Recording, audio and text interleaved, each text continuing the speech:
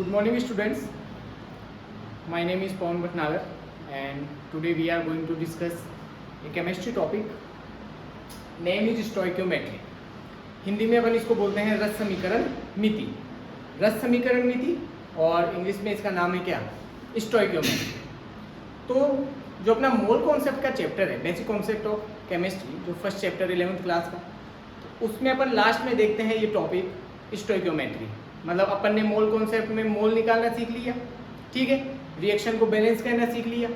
अभी अपन देखते हैं स्टोइकियोमेट्री के बारे में. तो बेसिकली स्टोइकियोमेट्री होता क्या है.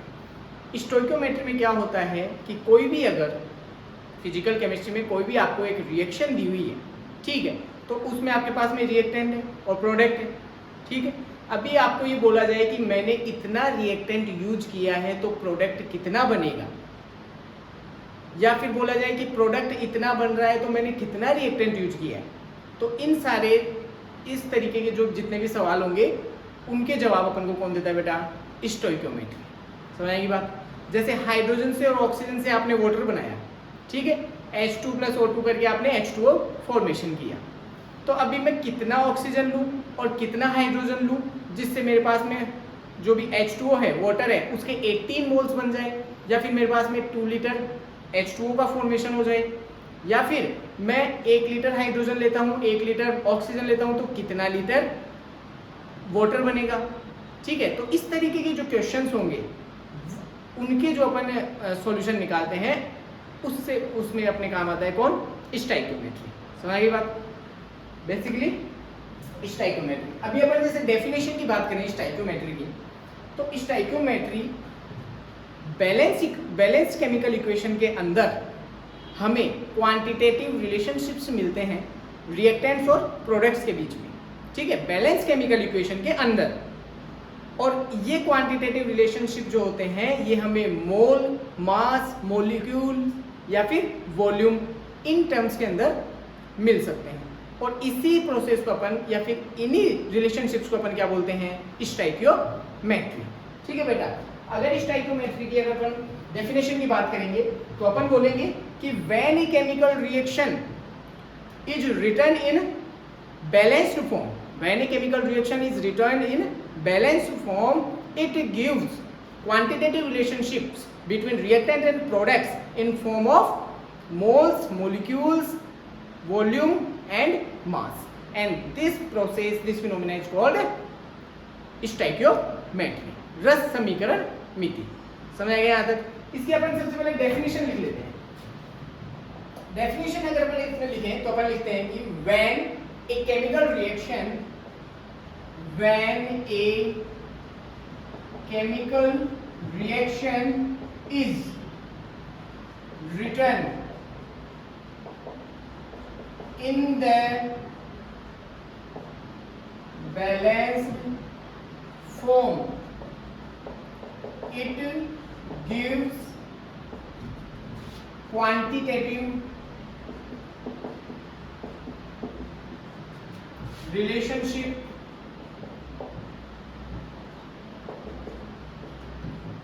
between reactants and products in the form of, आप लिखो इसको, in the terms of mass,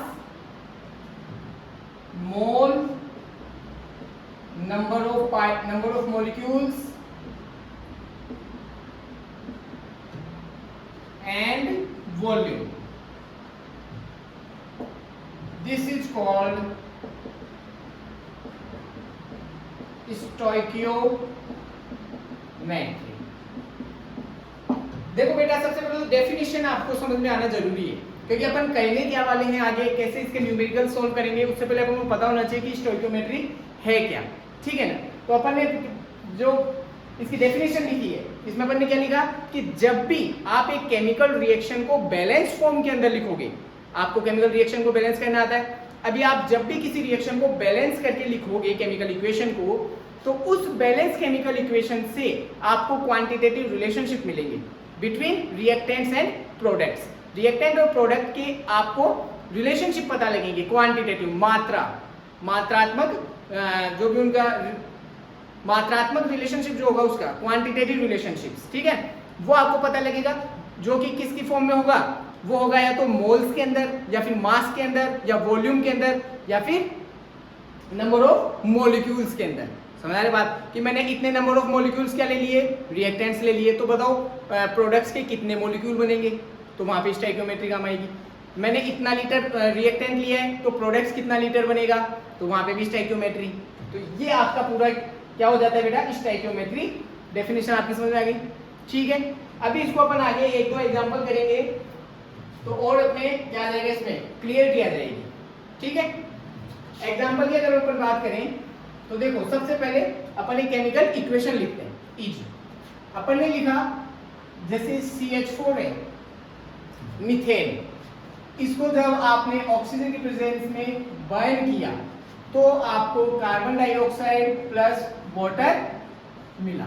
ये केमिकल इक्वेशन है, समझ आ रही बात, ये आपको पता है कि जब आप मीथेन को ऑक्सीजन की प्रेजेंस में बर्न करोगे तो कार्बन डाइऑक्साइड गैस रिलीज होगी और वाटर बनेगा, ठीक है। ये केमिकल इक्वेशन हो गई। अभी ये केमिकल इक्वेशन बैलेंस नहीं है तो अपन इसको करेंगे सबसे पहले बैलेंस, फिर ये बन जाएगी क्या, बैलेंस्ड केमिकल इक्वेशन।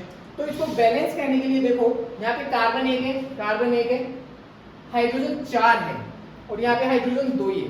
तो अगर मैं यहाँ पर 2 लगा दूं तो ये क्या हो जाएगा बेटा, 4 हाइड्रोजन हो गए दोनों साइड। ऑक्सीजन 2 है, वहां पे ऑक्सीजन कितने हो गए, 2 तो ये और 2 ये 4। तो अगर मेरे को यहाँ पे 4 ऑक्सीजन कहने तो मैं यहाँ पे 2 लगा दूंगा यहाँ पे, ठीक है। तो ये अब क्या हो गई बेटा, अब ये हो गई बैलेंस केमिकल इक्वेशन। ये बैलेंस हो गई पूरी chemical equation, conservation of mass हो गया, जितना रिएक्टेंट है उतना ही प्रोडक्ट है, ठीक है। तो ये बैलेंस केमिकल इक्वेशन हो गई और हमारी डेफिनेशन के अकॉर्डिंग बैलेंस केमिकल इक्वेशन के अंदर ही हमें क्या मिलेगा, क्वांटिटेटिव रिलेशनशिप मिलेंगे, number of molecules, moles, mass, volume in terms के अंदर, ठीक है। तो अगर अपन आगे बात करें तो देखो, बैलेंस केमिकल इक्वेशन के अंदर सबसे पहली बात, CH4 का कितना मॉलिक्यूल है, यहाँ पर 1 मॉलिक्यूल। ऑक्सीजन के कितने मॉलिक्यूल हैं, 2 मॉलिक्यूल्स। कार्बन डाइऑक्साइड के कितने मॉलिक्यूल, 1 मॉलिक्यूल। वाटर के कितने मॉलिक्यूल, 2 मॉलिक्यूल्स। यहां तक किसी को कोई दिक्कत नहीं। देखो स्टोइकियोमेट्री में अपन ने क्या लिखा, नंबर ऑफ मॉलिक्यूल्स। तो नंबर ऑफ मॉलिक्यूल्स पता लग रहे हैं वहां पे आपको कि अगर मीथेन का 1 मॉलिक्यूल है तो कार्बन डाइऑक्साइड का कितना मॉलिक्यूल बनेगा, 1 ही। समझ आ गई बात। अगर मीथेन का 1 मॉलिक्यूल है तो वाटर कितने बनेंगे, 2 मॉलिक्यूल्स। समझ आ गई बात। नेक्स्ट देखो, अपन अगर देखें 1 मॉलिक्यूल 2 मॉलिक्यूल, अगर अपन इसको 10 से मल्टीप्लाई करते हैं तो देखो इधर 10 मॉलिक्यूल्स, 2 से करोगे तो 20 मॉलिक्यूल्स, 1 को करोगे तो 10 मॉलिक्यूल्स और 20 मॉलिक्यूल्स। अपन ने क्या किया, 10 से मल्टीप्लाई कर दिया सबको। तो यहाँ 1 था तो 10 मॉलिक्यूल्स लिख दिया, 2 था तो 20 हो गया, 1 10 2 का 20। मतलब अगर CH4 के 10 मॉलिक्यूल्स है तो कार्बन डाइऑक्साइड के भी कितने मॉलिक्यूल्स बनेंगे, 10 मॉलिक्यूल्स। समझ आ गई बात। अगर CH4 के 10 मॉलिक्यूल्स और ऑक्सीजन के 20 मॉलिक्यूल्स है तो वाटर कितना बनेगा, 20 मॉलिक्यूल्स। वाटर के कितने मॉलिक्यूल्स बनेंगे, 20 मॉलिक्यूल्स। आगे देखो, ये अपन यहाँ से यहाँ कैसे आए बेटा, मल्टीप्लाई करा अपन ने इसको 10 से। समझ आ गई बात। आगे देखो, आगे अगर मैं लिखना चाहूं तो अपन लिख सकते हैं कि 1 मोल, इसका 2 मोल, इसका 1 मोल और 2 मोल। देखो ये कैसा है, अगर आप इस फर्स्ट वाली में किसका Na से मल्टीप्लाई करोगे ना इसको अवोगाद्रो नंबर से, किससे, अवोगाद्रो नंबर से। अरे 10 से मल्टीप्लाई करोगे तो ये 10 10 आ जाएंगे सारे। अगर इसको अवोगाद्रो नंबर से मल्टीप्लाई करोगे तो एक अवोगाद्रो नंबर के अंदर मॉलिक्यूल्स में कितने मोल होते हैं, 1 मोल होता है। 6.023 × 10⁻23 अवोगाद्रो नंबर। अवोगाद्रो नंबर के पार्टिकल्स किस में आते हैं, 1 मोल में कितने होते हैं, अवोगाद्रो नंबर के बराबर ही तो होते हैं। तो अगर अपन इनको अवोगाद्रो नंबर से मल्टीप्लाई करते हैं तो हमारे पास में मोल आ जाएगा। या फिर आप सिंपल भी लिख सकते हो कि इसका 1 मोल होगा, ऑक्सीजन का 2 मोल्स होंगे और कार्बन डाइऑक्साइड का 1 मोल होगा और H2O के 2 मोल्स होंगे। मतलब अगर आपके पास में 1 मोल ऑफ मीथेन है और वो 2 मोल ऑफ ऑक्सीजन से रिएक्शन कर रहा है तो वहां पर 1 मोल ऑफ CO2 बनेगा और 2 मोल्स बनेंगे किसके, हाइड्रोजन के। समझ में आ गई बात।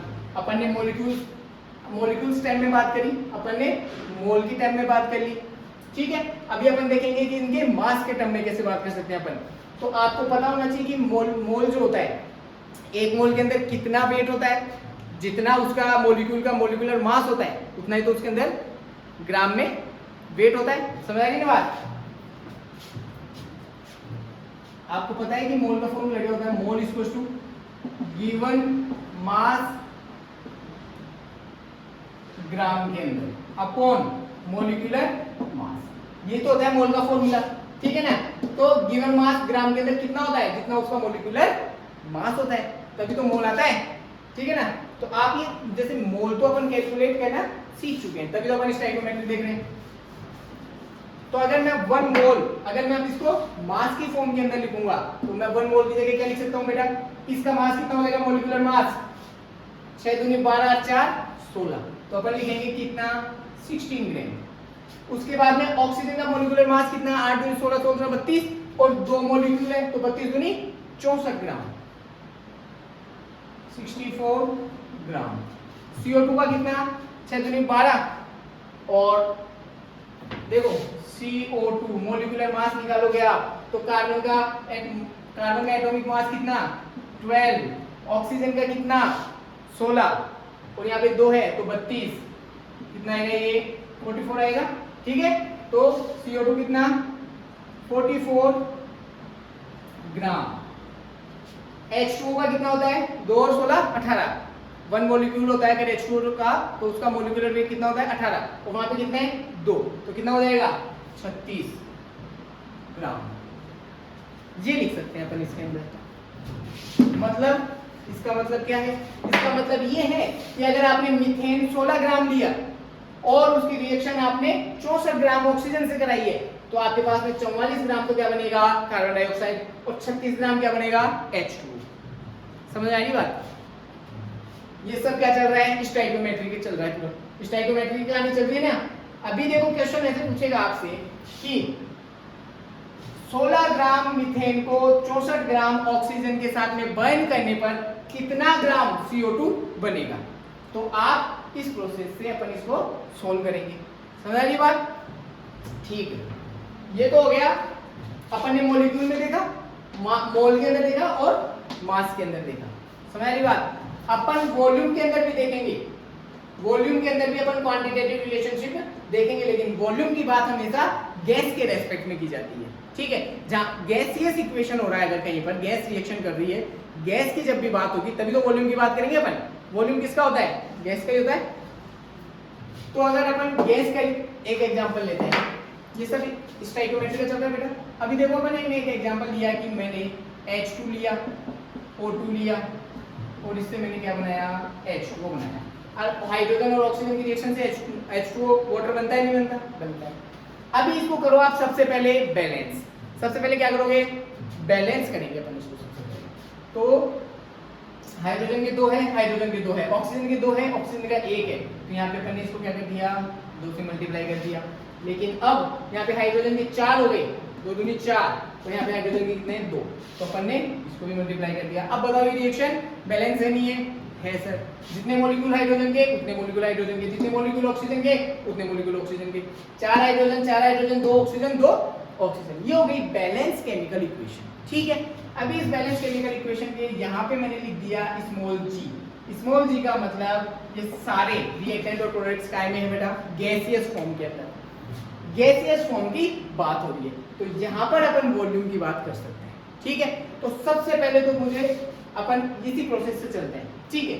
तो मैं इसके अंदर पता है क्या लिख सकता हूँ, मैं लिख सकता हूँ कि इसको साफ कर देते हैं,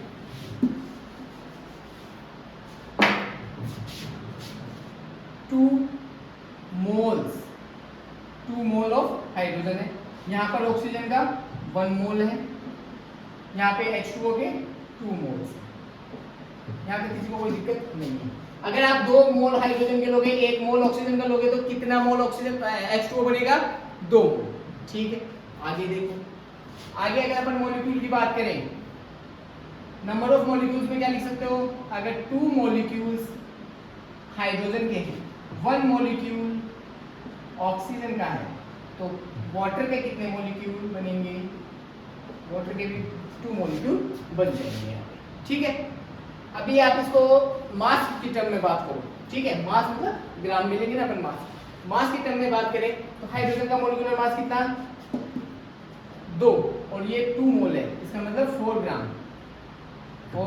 ऑक्सीजन का कितना, 32 ग्राम, और H2O का कितना, एक H2O मॉलिक्यूल का 18 होता है, 2 का कितना हो जाएगा, 36 हो जाएगा। मतलब 4 ग्राम हाइड्रोजन लोगे, 32 ग्राम ऑक्सीजन लेनी पड़ेगी, तब जाकर 36 ग्राम वाटर बनेगा आपके पास में। ठीक है, आगे देखो, अब अपन बात करेंगे गैस है तो वॉल्यूम की टर्म में। तो आपको पता है कि मोल का एक और फॉर्मूला होता है, mole equals to given volume upon 22.4 litre. ये फॉर्मूला होता है ना मोल कैलकुलेट करने का। तो इससे आपको पता है कि एक मोल के अंदर कितना लीटर होता है वॉल्यूम, 22.4 लीटर। एक मोल के अंदर इतना वॉल्यूम होता है, एक मोल के अंदर कितना वॉल्यूम होता है गैस का, 22.4 लीटर। यहाँ पे 2 मोल है हाइड्रोजन के, 2 मोल है, तो इसका मतलब इसका वॉल्यूम कितना है, 2 मल्टीप्लाई 22.4 लीटर। यहाँ पे 1 मोल है ऑक्सीजन का, इसलिए यहाँ पे इसका कितना, 22.4 लीटर। यहाँ पे भी 2 है, तो 22.4 लीटर। ठीक है, अभी देखो इसको अपन आगे, और अगर मैं सब सॉल्व करूं इसको, तो मैं इसको 2 लीटर, 1 लीटर और 2 लीटर ऐसे लिख सकता हूं। कब, जब मैं इसको डिवाइड कर दूंगा 22.4 लीटर से। देखो अपन ने क्या लिखा नीचे, अपन ने लिखा कि 2 मल्टीप्लाई 22.4 लीटर, क्योंकि 1 मोल के अंदर कितना लीटर होता है, 22.4। यहाँ पे 2 मोल है तो अपन ने 2 से मल्टीप्लाई करा, यहाँ पे 1 मोल है तो 22.4 लीटर लिख दिया, यहाँ पे 2 मोल है तो 2 से मल्टीप्लाई करके लिख दिया। समझ आ रही बात। अभी सेकंड स्टेप में मैंने क्या किया, इसको डिवाइड कर दिया 22.4 लीटर से, इन सबको। अभी इसको जब डिवाइड करोगे 22.4 लीटर से, तो 2 लीटर बचेगा, यहाँ पे 1 लीटर बच जाएगा, यहाँ पर भी 2 लीटर बच जाएगा। समझ में आ रही बात। अब इसका मतलब क्या हुआ पता है आपको, कि अगर आपने 2 लीटर हाइड्रोजन गैस ली, 1 लीटर ऑक्सीजन गैस ली, तो वाटर कितना बनेगा, 2 लीटर। समझ में आ रही बात। क्वेश्चन क्या आएगा, क्वेश्चन ये आएगा कि 2 लीटर वाटर के फॉर्मेशन के लिए कितना लीटर का ऑक्सीजन रिक्वायर्ड है और कितना लीटर हाइड्रोजन रिक्वायर्ड है। तो आप स्टोइकियोमेट्री से इसको सोल्व कर सकते हो। ठीक है, अभी तो देखो आप स्टार्टिंग में सीख रहे हो, धीरे धीरे जब आप क्वेश्चन प्रैक्टिस करोगे ना, तो ये सारी चीजें आपको डायरेक्ट ही कहीं नहीं आ जाएंगी। समझ आ रही बात। आप डायरेक्ट बता दोगे यहाँ पे जो मल्टीप्लीकेशन में है, यहाँ पे ठीक है, जो कांस्टेंट यहाँ पे मल्टीप्लीकेशन में है वही डायरेक्ट आता है यहाँ पे, 2 लीटर 1 लीटर। मोल्स में भी देखो 2 1 2 2 1 2। ठीक है, बस वो क्वेश्चन जब अपन धीरे धीरे बढ़ेंगे तब वहाँ पे थोड़ा सा अपन को घुमाएगा, ये सब तो वहाँ पे क्या लगने लग जाएगा, इजी लगने लग जाएगा। समझ में आएगी बात, यहाँ पे किसी को कोई दिक्कत नहीं। चलो, इसके बाद में अपन एक एग्जांपल और ले लेते हैं इसका, इससे आपको क्लियर हो जाएगा ये। एक एग्जांपल अपन ने लिया बेटा, हेबर्ट मेथड से अपन NH3 बनाते हैं बेटा, N2 प्लस H2 से अपन क्या बनाते हैं, अमोनिया गैस बनाते हैं, NH3। हेबर्ट मेथड से बनाते नहीं बनाते, N2 प्लस H2 क्या बनाते हैं, अमोनिया। ये केमिकल इक्वेशन है। अभी इसको अपन करेंगे क्या, बैलेंस। ध्यान रखना है, सबसे पहले बैलेंस करना जरूरी है, ठीक है ना। बैलेंस केमिकल इक्वेशन होगी, इसका मतलब वहां पे सारे जो भी कंजर्वेशन के लॉ लग रहे हैं, केमिकल्स लॉ जो वहां पे लगेंगे आपके, वो अप्लाई हो जाएंगे जब आप बैलेंस कर देते हो केमिकल रिएक्शन को, और उसके बाद में ही अपन स्टोइकियोमेट्री अप्लाई कर सकते हैं वहां पे, ठीक है ना बेटा। तो ये बैलेंस नहीं है, अपन इसको सबसे पहले क्या करेंगे, बैलेंस करेंगे। बैलेंस करने के लिए देखो N2, यहाँ पे नाइट्रोजन एक है, यहाँ पे 2 है, तो मैं यहाँ पे क्या करूँ, 2 लगा दूँ, ठीक है। अब यहाँ पे हाइड्रोजन कितना हो गया, 3 दूनी 6, यहाँ पे हाइड्रोजन कितना है, 2, मैं यहाँ पे 3 लगा दूँ, 3 दूनी 6, तो 6 हाइड्रोजन 2 नाइट्रोजन 2 नाइट्रोजन। ये हो गई केमिकल बैलेंस केमिकल इक्वेशन। क्या हो गया बेटे, बैलेंस केमिकल इक्वेशन। अभी देखो डायरेक्ट लिख रहा हूँ, वो एग्जांपल समझ में आ गए अपने। तब देखो अपन स्पीड में कैसे लिखेंगे, बैलेंस केमिकल इक्वेशन लिखी, मैं डायरेक्ट लिखूंगा कि इसका 1 मोल है, इसका 3 मोल है और इसके 2 मोल बनेंगे। इसका 1 मॉलिक्यूल है, इसका 3 मॉलिक्यूल है, तो इसका 2 मॉलिक्यूल बनेगा। अगर ये गैस है, गैसियस फॉर्म में, अगर ये गैसियस फॉर्म है तो मैं बोल सकता हूं कि अगर ये 1 लीटर है, ये 3 लीटर है और ये 2 लीटर बनेगी। समझ में आ रहा है नहीं आ रहा? स्टोइकियोमेट्री काम करने बनेगा। स्टोइकियोमेट्री 1 लीटर है, 3 लीटर पर है और ये कितना बनेगा 2 लीटर। कोई दिक्कत यहां तक? लिख दिया अपन ने, ठीक है। मास की फॉर्म में लिखोगे अगर इसको तो मास लिख लो, 7 दूनी 14, 14 दूनी 28, 28 ग्राम। अरे 28 ग्राम नाइट्रोजन ही 1 मोल होता है, आपको पता है ना। इसका आपने 28 ग्राम लिखा। H2 के लिए आप कितना लिखोगे? हाइड्रोजन का 2, लेकिन यहाँ पे 3 मोल है तो 3 दूनी 6 ग्राम। NH3 का कितना होता है? 7 दूनी 14, 15 16 17, ठीक है 17 होता है NH3 का। 17 दूनी 34 ग्राम। ये लो साहब, ये हो गई आपकी स्टोइकियोमेट्री। सिंपल है, सिंपल है। 28 ग्राम नाइट्रोजन लो, 6 ग्राम हाइड्रोजन से रिएक्शन करवाओ, आपको क्या मिलेगा? 34 ग्राम NH3 मिल जाएगा। 34 ग्राम NH3 का फॉर्मेशन हो जाएगा। यहां तक आपको कोई भी दिक्कत हो गई स्टोइकियोमेट्री में तो वो मुझे बताओ बेटा पहले तो। यहां तक किसी को कोई दिक्कत नहीं है? Very good. अभी इसके देखो 2 क्वेश्चन मैं बताऊं आपको और क्लियरिटी आ जाएगी। चलो फर्स्ट क्वेश्चन,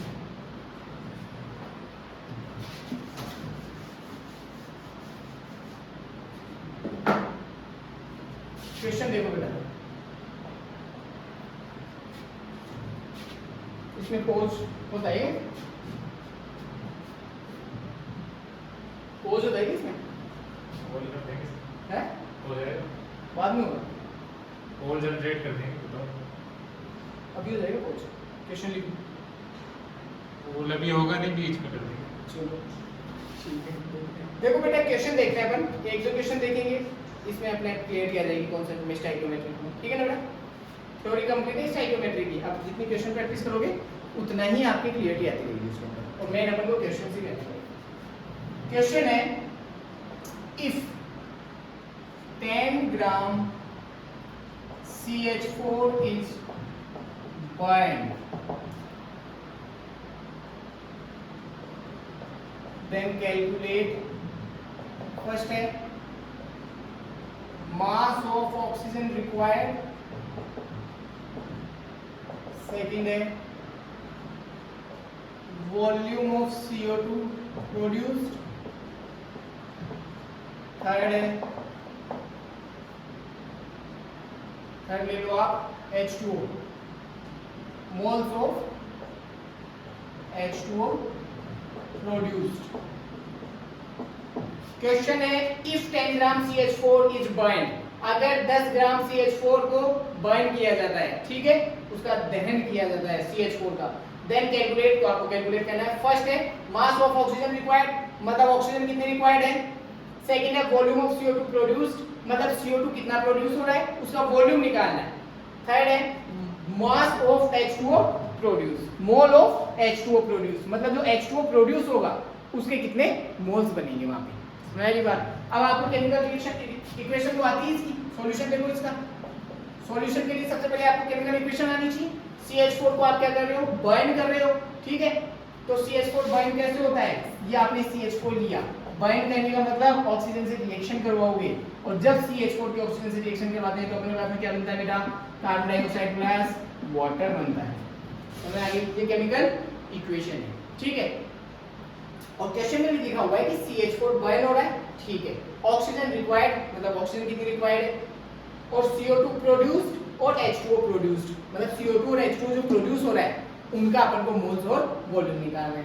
समझ आ गई बात यहां तक? इसको बैलेंस करो। सबसे पहले तो carbon 1 carbon 1, oxygen 2 oxygen 3, hydrogen 4 hydrogen 2, तो सबसे पहले तो इसको 2 से मल्टीप्लाई करो। हाइड्रोजन तो 4 हो गए, अभी यहाँ पे 2 2 4, तो यहाँ से इसको 2 से मल्टीप्लाई कर दो। ये बैलेंस केमिकल इक्वेशन हो गई, बैलेंस केमिकल इक्वेशन हो गई। बैलेंस करना आप लोगों को आता है, ठीक है ना। ये बैलेंस केमिकल इक्वेशन हो गई। अभी यहाँ पे अपन स्टोइकियोमेट्री अप्लाई करके क्या निकालेंगे? क्वेश्चन को सोल्व करेंगे, ठीक है बेटा। तो देखो स्टोइकियोमेट्री में जो बताया ना मैंने, सबसे पहले तो अपन ने बैलेंस केमिकल इक्वेशन लिख दी, ठीक है। अब अपन लिखेंगे गिवन वैल्यू।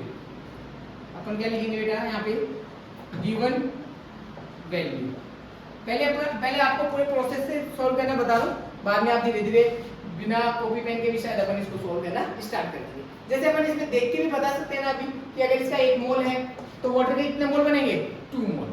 ठीक है, तो देखो गिवन वैल्यू क्या क्या है। आपको CH4 दिया हुआ है 10 ग्राम। कितना दिया हुआ है 10 ग्राम। ऑक्सीजन क्या है, मास ऑफ ऑक्सीजन रिक्वायर्ड, मतलब आपको ऑक्सीजन का क्या निकालना है, मास निकालना है। तो आपको ऑक्सीजन क्या निकालना है, मास मतलब ग्राम के अंदर निकालना है। वॉल्यूम ऑफ CO2 प्रोड्यूस्ड, मतलब CO2 का जो वॉल्यूम प्रोड्यूस हुआ है, प्रोड्यूस हुई है, इसको आपको वॉल्यूम में कैलकुलेट करना है, मतलब लीटर में कैलकुलेट करना है CO2 को। मोल्स ऑफ H2O प्रोड्यूस्ड, मतलब जो H2O प्रोड्यूस हुए इनके मोल्स कैलकुलेट करने हैं। तो आपको इसको H2O को निकालना है मोल्स के अंदर। सबसे पहले तो आप गिवन वैल्यूज को ऐसे लिखोगे। ठीक है, अभी इनकी स्टैंडर्ड वैल्यूज की बात करेंगे अपन। क्या बात करेंगे, स्टैंडर्ड वैल्यूज की। तो आपको पता है कि CH4 10 ग्राम, तो CH4 यहाँ पे कितना है बेटा 1 मोल है। 1 मोल मतलब कितना ग्राम CH4, 6 दूनी 12, 12 4 16। ठीक है, तो 16 ग्राम। CH4 कितना 16 ग्राम। ऑक्सीजन के 2 मोल है, और आपको है ना अभी जो नीचे जिन यूनिट के अंदर वैल्यू है ना गिवन, उन्हीं में आपको स्टैंडर्ड वैल्यू लिखनी है। ठीक है, तो जैसे ग्राम है मतलब आपको इसकी स्टैंडर्ड वैल्यू ग्राम में ही लिखनी है ऊपर। तो ऑक्सीजन का कितना 8 दूनी 16, 16 दूनी 32 और 2 मोल है, तो 32 दूनी 64 ग्राम। आगे आओ लीटर, तो इसका कितना मोल है यहाँ पे CO2 का 1 मोल है। ठीक है ना, बैलेंस केमिकल इक्वेशन है 1 मोल है। 1 मोल के अंदर कितना लीटर होता है गैस, 22.4 लीटर होती है गैस। मोल्स कैलकुलेट करने हैं तो H2O के यहाँ पे स्टैंडर्ड मोल कितने हैं बेटा 2 मोल्स ही तो है, क्योंकि यहाँ पे जो आगे जो कांस्टेंट मल्टीप्लाई होता है उतने तो मोल होते हैं, उतने तो मॉलिक्यूल होते हैं। तो H2O कितना है यहाँ पे मोल्स में लिखना है आपको, तो अपन कितना लिखेंगे यहाँ पे 2 मोल्स। अगर H2O का यहाँ पे ग्राम में आपको मास पूछा होता तो अपन H2O का यहाँ पे ऊपर भी स्टैंडर्ड वैल्यू काय में लिखते बेटा, ग्राम में लिखते। ठीक है, जिसमें गिवन है उसी में ऊपर वाला लिख दो। और अब आगे देखो, अपन आगे एक से क्वेश्चन सोल्व करते हैं। ये लिखने के बाद में फर्स्ट क्वेश्चन है आपका मास ऑफ ऑक्सीजन रिक्वायर्ड। तो आप लोगों को यूनिटरी मेथड तो आता ही है, यूनिटरी मेथड इकाई विधि की। जैसे देखो इधर, जैसे एक एप्पल जो है वो कितने का आता है 10 रुपीज का, तो 12 एप्पल कितने के आएंगे। कैसे सोल्व करते हैं आपको बताइए, 10 इधर जो वैल्यू होती है उसको नीचे लेके आते हैं अपन डिवाइड बाय 1, और इधर जो वैल्यू होती है उसको अपन मल्टीप्लाई करते हैं 12। तो कितना आएगा बेटा 120 रुपीज। मतलब एक एप्पल अगर 10 रुपीज का है तो 12 एप्पल कितने के आएंगे 120 रुपीज। ठीक है, इसको अपन बोलते हैं यूनिटरी मेथड। समझ आ रही बात। जैसे 10 एप्पल अगर 100 रुपए के हैं, ठीक है, तो 5 एप्पल कितने के आएंगे बेटा, देखो 100 है तो 100 इधर वाला आप डिवाइड में लेके आते हो। ठीक है, और फिर 5 से मल्टीप्लाई करते हो। ये यूनिटरी मेथड है। कितना का आ जाएगा 50 रुपए का। 10 अगर 100 का आ रहा है तो 5 कितने के आ जाएंगे 50 रुपए के। इसे यूनिटरी मेथड बोलते हैं। ठीक है ना, और इसी यूनिटरी मेथड से अपन इसको आगे सोल्व करने वाले क्वेश्चन। यहाँ तक तो स्टोइकियोमेट्री लगा दी अपन ने सारी इसकी, लगा दी नहीं लगा दी स्टोइकियोमेट्री बेटा, यहाँ पे ग्राम में लगा दिया, इनकी स्टैंडर्ड वैल्यू रख दी अपन ने। ठीक है, और जो गिवन वैल्यूज है वो रख दी, बैलेंस कर दिया इक्वेशन को। स्टोइकियोमेट्री खत्म यहाँ पर। अभी जो सॉल्यूशन होगा वो सब कैसे होगा, यूनिटरी मेथड से, मैथमेटिक्स। ठीक है, अभी देखो इसमें फर्स्ट है मास ऑफ ऑक्सीजन रिक्वायर्ड। तो ऑक्सीजन का कितना मास रिक्वायर्ड है, तो इस एरिया के ऊपर फोकस करो बेटा, इस एरिया के ऊपर फोकस करो। अगर 16 ग्राम CH4 है तो 64 ग्राम ऑक्सीजन बनेगा, ऑक्सीजन रिक्वायर्ड है। तो अगर 10 ग्राम CH4 है तो कितना ग्राम ऑक्सीजन रिक्वायर्ड होगा। यूनिटरी मेथड आ रहा है नहीं आ रहा, सिर्फ इस एरिया के ऊपर फोकस करेंगे तो अपन अगर इतना है तो इतना रिक्वायर्ड है, अगर इतना होगा तो कितना रिक्वायर्ड होगा, यूनिटरी मेथड। समझ आई बात। देखो इधर यूनिटरी मेथड से डायरेक्ट देखो, 16 ग्राम अगर CH4 है तो ऑक्सीजन कितना चाहिए अपन को, ऑक्सीजन कितना रिक्वायर्ड है 64 ग्राम। चूंकि इसलिए 10 ग्राम CH4 होगा तो ऑक्सीजन कितना होगा बेटा 16 मल्टीप्लाई 10 कितना आएगा यहाँ पे 40 ग्राम आएगा क्या बेटा 40 ग्राम ऑक्सीजन रिक्वायर्ड होगा इस केमिकल रिएक्शन के लिए। कितना ग्राम 40 ग्राम। फर्स्ट क्वेश्चन का आंसर आ गया mass of oxygen required 40 gram oxygen is required in this chemical reaction. आ गया बेटा फर्स्ट। सेकंड देखो सेकंड क्वेश्चन है volume of CO2 produced volume of CO2 produced CO2 की आपको वॉल्यूम निकालना है। यूनिटरी मेथड देखो इधर ये दो इसकी दोनों वैल्यू दी हुई है आपको तो इसी से निकालेंगे अपन। अगर 16 ग्राम CH4 है तो कार्बन डाइऑक्साइड कितना बनता है 22.4 लीटर ठीक है। तो अगर 10 ग्राम CH4 होगा तो कार्बन डाइऑक्साइड कितना लीटर बनेगा यूनिटरी मेथड से निकालेंगे नहीं निकालेंगे। अगर 16 ग्राम है तो कार्बन डाइऑक्साइड कितना 22.4 और अगर 10 ग्राम है CH4 तो ये कितना बनेगा ये बनेगा आपका 22.416 मल्टीप्लाई 10 कितना आएगा बेटा ये आपका आ जाएगा 224/16 लीटर मतलब 222/16 लीटर CO2 जो होगा वो क्या होगा प्रोड्यूस होगा इसके अंदर ठीक है इस केमिकल रिएक्शन के अंदर। आगे बात समझ में। थर्ड देखो थर्ड है मोल्स ऑफ H2O प्रोड्यूस्ड मतलब H2O जो है वो प्रोड्यूस हो रहा है और इस रिएक्शन के अंदर कितने मोल्स ऑफ H2O प्रोड्यूस हो रहे हैं समझ में आ रही बात। तो अपन इसको क्या करेंगे यूनिटरी मेथड। अगर 16 ग्राम CH4 है तो 2 मोल H2O का प्रोड्यूस होता है। अगर 10 ग्राम CH4 होगा तो कितना मोल H2O बनेगा यूनिटरी मेथड समझ रही बात। तो थर्ड में अपन लिखेंगे अगर देखो इसको पूरा लिखता हूं मैं if 60 gram CH4 then mole of H2O is equals to कितना 2 moles ठीक है। So 1 ग्राम CH4 अगर 16 ग्राम में 2 मोल चाहिए तो 1 ग्राम में कितना चाहिए होगा बेटा 2/16 ऐसे तो करते हैं यूनिटरी मेथड। सो इसके बाद में 16 नहीं अपन को तो 10 ग्राम CH4 का निकालना है तो 10 ग्राम CH4 के लिए क्या करोगे 2/16 मल्टीप्लाई 10 कितना आ जाएगा ये 20/16 आ जाएगा। इसका मतलब थर्ड का भी आंसर आ गया कि मोल्स ऑफ H2O प्रोड्यूस मतलब 20/16 मोल्स ऑफ H2O प्रोड्यूस होगा इससे। ये हो गया आपका क्वेश्चन सॉल्व। समझ आ गई बात यहाँ तक किसी को कोई दिक्कत हो तो बताओ इसका लो स्क्रीनशॉट। इसके बाद में करेंगे एक क्वेश्चन सिंपल कितना बजे 34 मिनट्स स्टोरेज फुल होने वाला है हैं स्टोरेज फुल होने वाला है बस वेट हम बार एक छोटा क्वेश्चन और कराते हैं ठीक है बेटा। एक क्वेश्चन और करवा उसके बाद में आपकी ये समझ में आ जाएगी चीजें। उसके बाद में जो भी आपको क्वेश्चन प्रैक्टिस के लिए दिए जाएंगे वो क्वेश्चन जैसे जैसे आप सोल्व करते रहोगे ना वैसे वैसे आपकी क्लियरिटी और वो क्वेश्चन देखो next 50 gram calcium carbonate is burned. What is the weight of residue?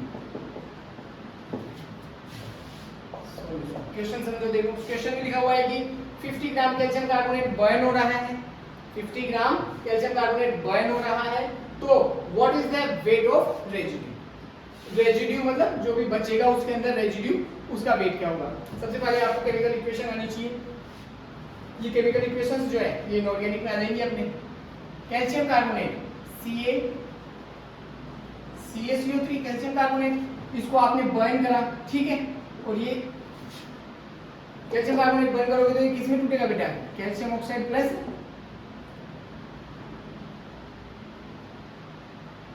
Carbon dioxide calcium oxide बन जाएगा और कार्बन डाइऑक्साइड बन जाएगा कैल्शियम कार्बोनेट के अपघटन से ठीक है इसको बर्न करने पर ठीक है ना बेटा। तो आपको पूछा क्या है, आपको पूछा है कि रेजिड्यू का वेट क्या होगा। इसमें देखो गैस है, गैस तो इवॉल्व हो जाएगी, गैस तो क्या हो जाएगी, इवॉल्व हो जाएगी, और रेजिड्यू कौन बचेगा, कैल्शियम ऑक्साइड। ये कौन है, ये तो रेजिड्यू है, यही क्या है आपका रेजिड्यू है, ठीक है, कैल्शियम कार्बोनेट। तो सबसे पहले तो लिखो आप गिवन, आपको गिवन क्या क्या है, गिवन है आपको कैल्शियम कार्बोनेट 50 ग्राम, कितना 50 ग्राम। पूछा क्या है, वेट ऑफ रेजिड्यू, मतलब आपको इसको कैल्शियम कार्बोनेट को कैलकुलेट करना है, वेट कैलकुलेट करना है, मतलब ग्राम के अंदर ही कैलकुलेट करना है। अब कार्बन डाइऑक्साइड से मतलब नहीं है अपन को, ठीक है, इन दोनों के बीच में अपन क्या लगाएंगे, यूनिटरी मेथड, ठीक है। अब यहाँ पे स्टैंडर्ड वैल्यू लिखो इनकी, ठीक है, और स्टैंडर्ड वैल्यू भी इसी यूनिट के अंदर लिखनी है, ग्राम की यूनिट के अंदर। समझ आ रही बात। कैल्शियम कार्बोनेट का यहाँ पे कितना मोल है बेटा, 1 मोल है, 1 मोल के अंदर कैल्शियम कार्बोनेट कितना होगा, ग्राम के अंदर 100 ग्राम, कितना होगा 100 ग्राम। देखो कैल्शियम कार्बोनेट, इसका मोलिकुलर मास निकालो, कैल्शियम का कितना 40, कार्बन का 12, ऑक्सीजन का 16 48, इसको टोटल करोगे तो 100 आ जाएगा क्या,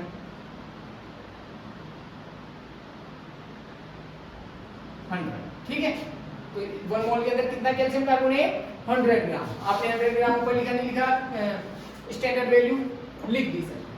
अभी इसकी भी स्टैंडर्ड वैल्यू लिखो, इसकी स्टैंडर्ड वैल्यू कितनी हो जाएगी, 20 + 16 ग्राम के अंदर, ठीक है ना, 1 मोल के लिए। तो 20 + 16 कितना हो जाएगा, 36 हो जाएगा क्या, बिल्कुल हो जाएगा सर, 20 + 16 36 ग्राम। अब बताओ सिर्फ इस एरिया के ऊपर फोकस करो, यूनिटरी मेथड लगा सकते हो नहीं लगा सकते, कि अगर 100 ग्राम कैल्शियम कार्बोनेट है तो कैल्शियम ऑक्साइड बनता है 36 ग्राम। इसलिए अगर 50 ग्राम कैल्शियम कार्बोनेट होगा तो कैल्शियम कार्बोनेट कितना बनेगा, यूनिटरी मेथड, ठीक है। तो इसको देखो डायरेक्ट अपन क्या लिखेंगे, अगर 100 ग्राम है, 100 ग्राम CaCO3 है तो कैल्शियम कार्बोनेट कितना 36 ग्राम, चूंकि इसलिए 50 ग्राम कैल्शियम कार्बोनेट है तो रेजिड्यू कितना 36/100 मल्टीप्लाई 50 कितना है बेटा, 18 आ जाएगा, 18 ग्राम।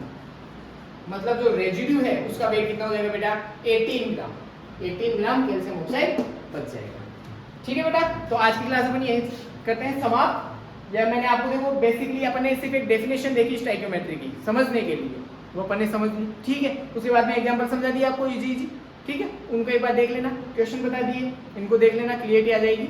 और फिर इन्हीं क्वेश्चंस के बेस पे आप जब क्वेश्चन करते जाओगे आगे से आगे तो आपको और क्लियरिटी आती जाएगी, कॉन्सेप्ट बिल्कुल क्लियर होता जाएगा, ठीक है बेटा। Okay, thank you.